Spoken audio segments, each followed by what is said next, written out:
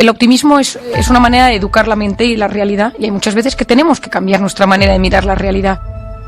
Porque somos personas que tendemos, en general nuestro cerebro nos lleva muchas veces a ser negativos, a no confiar en nosotros, y sabemos que la actitud positiva ante la vida, la psicología positiva, aumenta el flujo de sangre en esa zona. Soy capaz de ver mejor la solución si tengo esa zona activada. Marian Rojas, ¿qué es la psicología positiva? Bueno, me estaban encantando las preguntas que decías en alto a los oyentes. El tema de la psicología positiva fue acuñado por Martin Seligman antes del 2000 y es un término que se emplea para es un movimiento sobre cómo nosotros podemos enfrentarnos a la vida de forma positiva o de forma negativa. Es decir, las cosas de la vida, nosotros tenemos emociones que son positivas y emociones que son negativas. Te doy un ejemplo muy claro que lo vas a entender bien. Los psiquiatras y psicólogos llevamos toda la vida dedicándonos a estudiar la tristeza, la ira, la irritabilidad, la impulsividad, es decir, emociones o comportamientos negativos. Y hace unos años, un doctor de neuropsicología americano, Richard Davidson, se topó en su vida con el Dalai Lama. Y el Dalai Lama le miró y le dijo: ¿por qué os pasáis la vida estudiando las emociones negativas y no os ponéis a estudiar las emociones positivas? La alegría, la felicidad, la amabilidad, la compasión. Entonces Richard Davidson montó un instituto de todo lo que es estudiar lo positivo, la psicología positiva. Y él llega a una conclusión que a mí me parece maravillosa, que la base de un cerebro sano es la bondad. Es decir, que esa bondad, que está muy relacionada con esto que vamos a hablar ahora del optimismo y la psicología positiva, tienen un impacto directo. ¿Qué sucede? Que cada vez más y más y más hay corrientes que dicen: pues sí, es imposible ser feliz. Te regalan que ten un sueño y se hará realidad. Lo puedes conseguir todo con tu actitud y luego lo intento y no lo consigo. Pues para eso nos están engañando. Y hay realmente una corriente que habla de estos temas. Pero hoy en día sabemos que el pensamiento positivo está muy ligado al optimismo. El optimismo es un factor esencial en nuestra capacidad de sobrellevar los dolores, el estrés, el sufrimiento de la vida de la mejor manera posible. Sabemos científicamente que una persona que se enfrenta a cualquier reto, desde una cita de trabajo, una prueba médica, una operación quirúrgica, una cita romántica, un examen, la actitud previa a esa circunstancia determina cómo respondes a ella.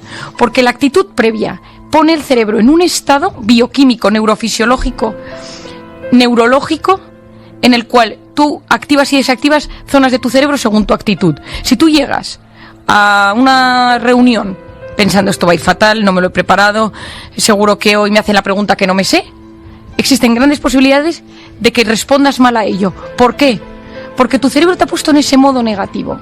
En cambio, si tú vas pensando: hoy es un gran día, hoy lo voy a conseguir a pesar que no me ha dado tiempo a preparármelo porque he tenido a mi hijo enfermo esta noche y no me ha dejado dormir, la zona de tu cerebro que se llama la corteza prefrontal, que es la zona de delante del cerebro, que es básica y yo hablo mucho de ella, que es la zona que se encarga de la concentración, de la atención, de la resolución de problemas y del control de los impulsos. Y sabemos que la actitud positiva ante la vida, la psicología positiva, aumenta el flujo de sangre en esa zona. Soy capaz de ver mejor la solución si tengo esa zona activada. Un ejemplo muy tonto: en un aula se puso alumnos de un mismo nivel intelectual, del mismo cociente intelectual, se les dividió en dos aulas. Al primer grupo se les dijo: tomar este examen de matemáticas, muy complicado, y va a ser muy difícil que lo saquéis, pero hacer lo que podáis. Y al segundo grupo se les dijo: sois los más listos, os hemos elegido porque sois más listos que los de la otra clase y sabemos que este examen lo vais a sacar. ¿Cuál fue el resultado, siendo niños con las mismas competencias intelectuales? Que los segundos lo hicieron mejor. Los segundos lo consiguieron todos y el primer grupo ninguno. ¿Por qué? Porque el cerebro de los primeros era: esto es imposible. Por lo tanto, mi cerebro en esto es imposible se pone en ese modo. Pero esto ante la vida tiene un impacto hasta en el sistema inmunológico.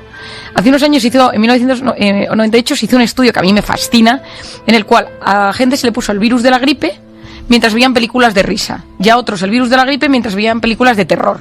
Y se midieron los anticuerpos a los 6 meses.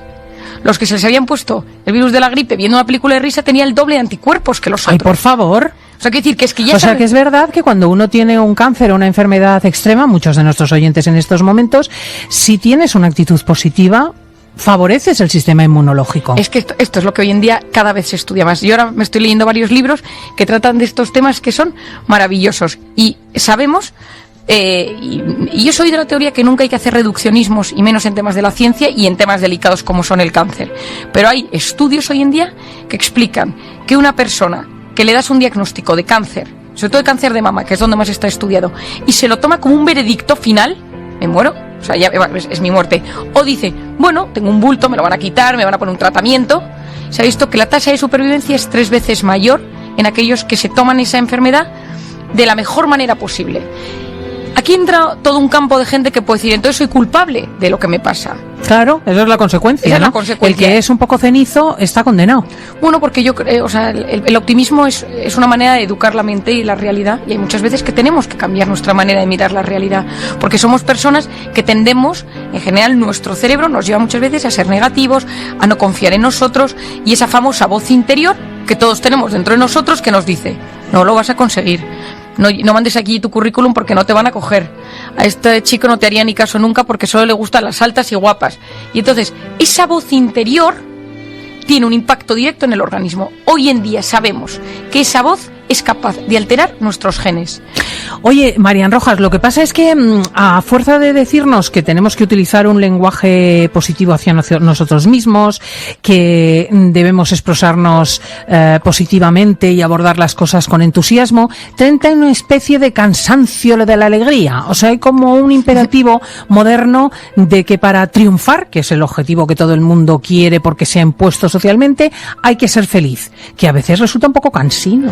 Bueno, estoy completamente de acuerdo. De hecho, en el libro que tengo, no puse la palabra felicidad en el título.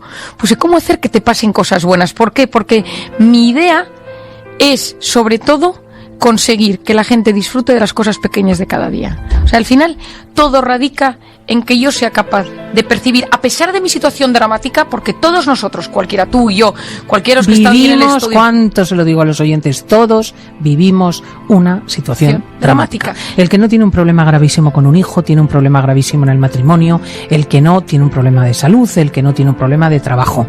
Y el que parece tener ningún problema es que lo oculta. Yo en esto, tener consulta te lo descubre, ¿no? Hace un par de semanas acudí a mi consulta una persona que yo conozco, porque admiro, porque es una persona a la que le he leído muchísimas veces en medios, y una persona que tiene un sentido del humor y es una persona estupenda.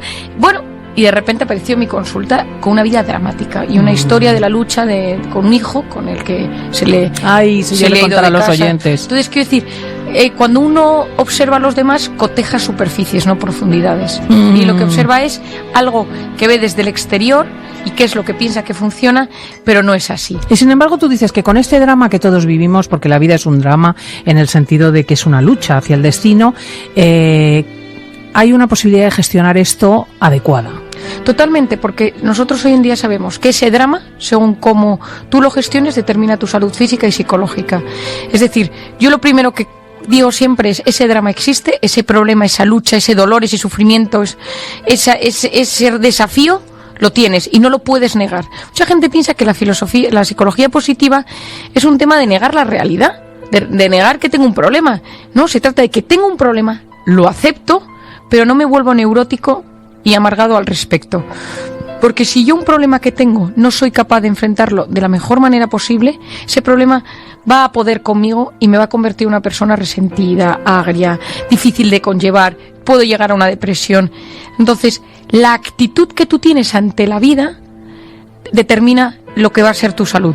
Uno de los temas más bonitos que a mí me gusta estudiar más es que hoy en día sabemos, y esto, Cristina, yo creo que te va a gustar, que el dolor físico, es decir, me rompo una pierna, y el dolor psicológico, me siento rechazado, no me siento querido, me siento abandonado, me siento solo, activan la misma zona del cerebro. Se llama el CCA, el córtex cingulado anterior, una zona que no tiene ningún oyente, por favor, que ningún oyente se investigue al respecto porque es una cosa demasiado densa. Pero qué curioso saber que el dolor físico y el dolor psicológico afectan la misma zona de nuestro cerebro. Y esto existe, y esto tiene un impacto en el cerebro, y nosotros, según nuestra actitud ante la vida, modelamos y cambiamos nuestro cerebro en tiempo real. Vamos, si te parece, con los oyentes que ya empiezan a llamarnos al teléfono gratuito al 900 50 60 06. Begoña de Oviedo, buenos días. Hola, buenos días. Cuéntanos, sí, querida, encantada de saludarte.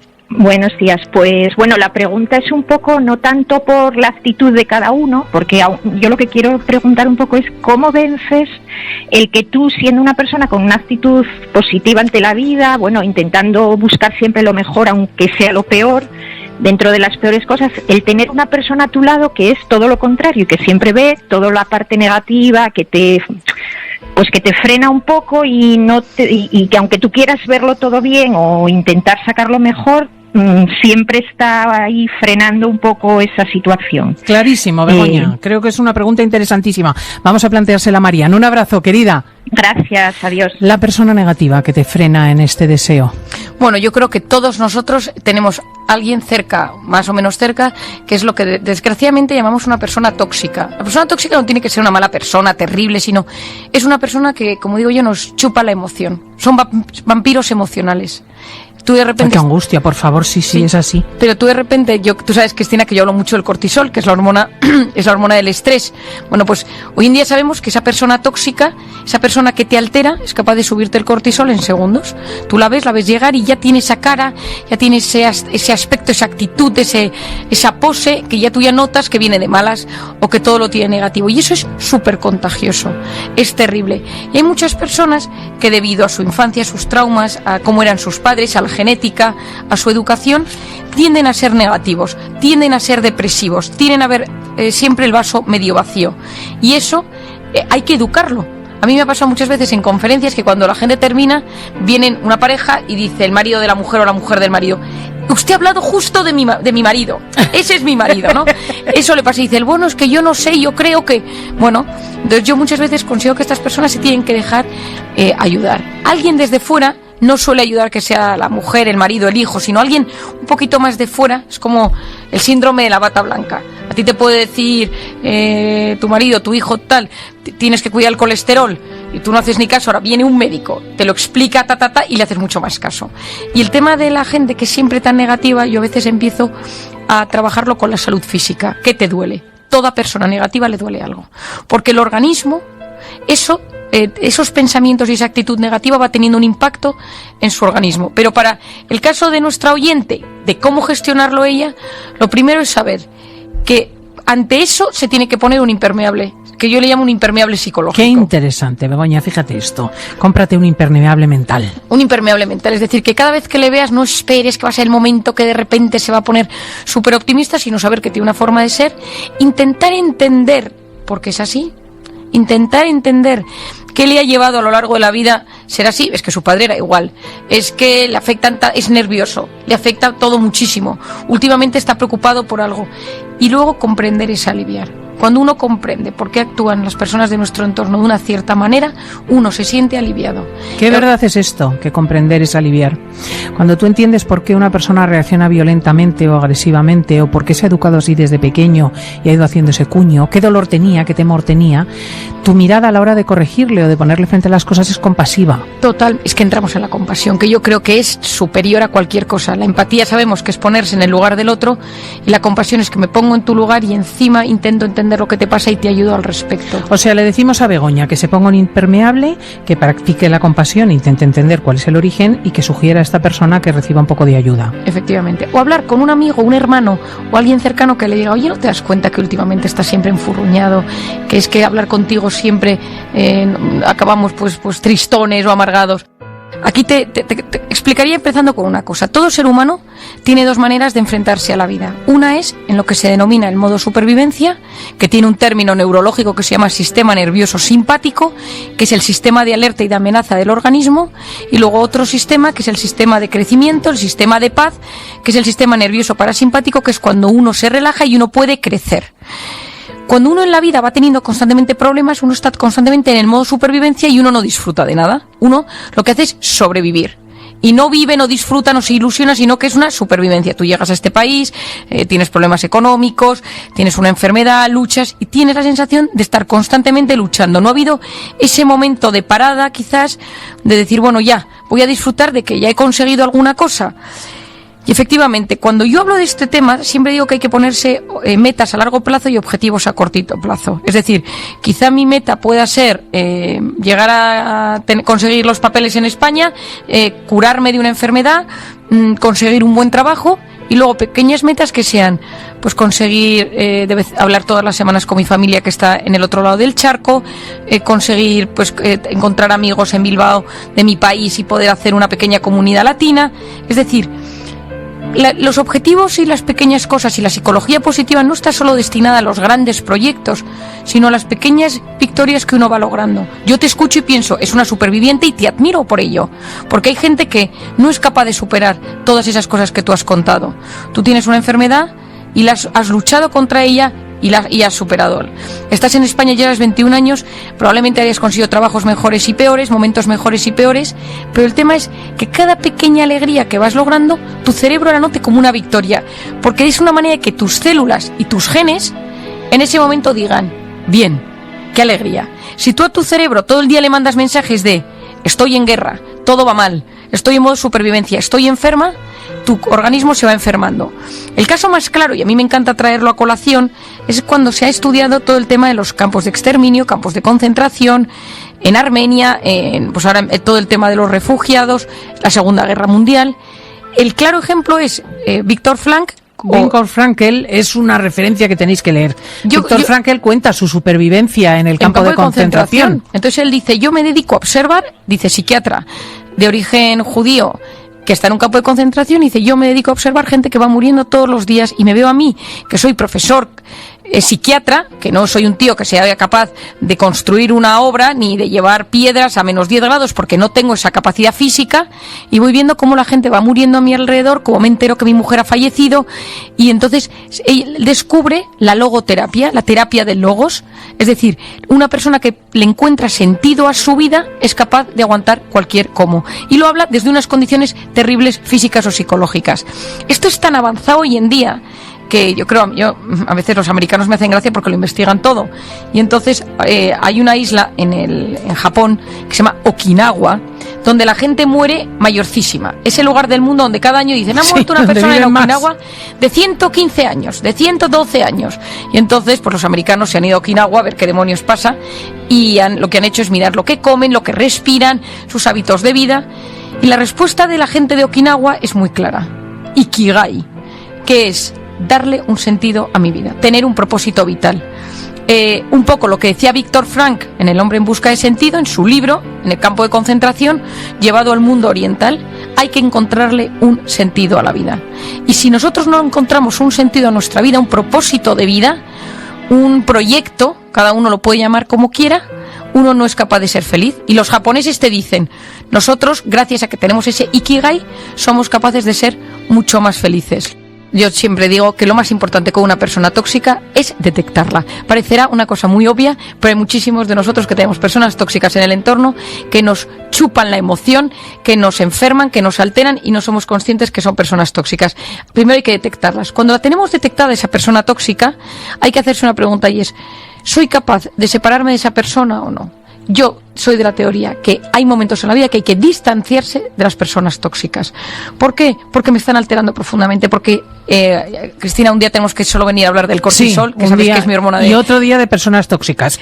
Pues porque el tema de las personas tóxicas da para mucho, pero hay veces que hay que aprender a separarse de esas personas, y sobre todo, si esa persona no me puedo separar de ella, porque es alguien de mi trabajo, porque es un familiar cercano, porque es un vecino que me lo cruzo todos los días, entonces no me puedo cambiar de casa.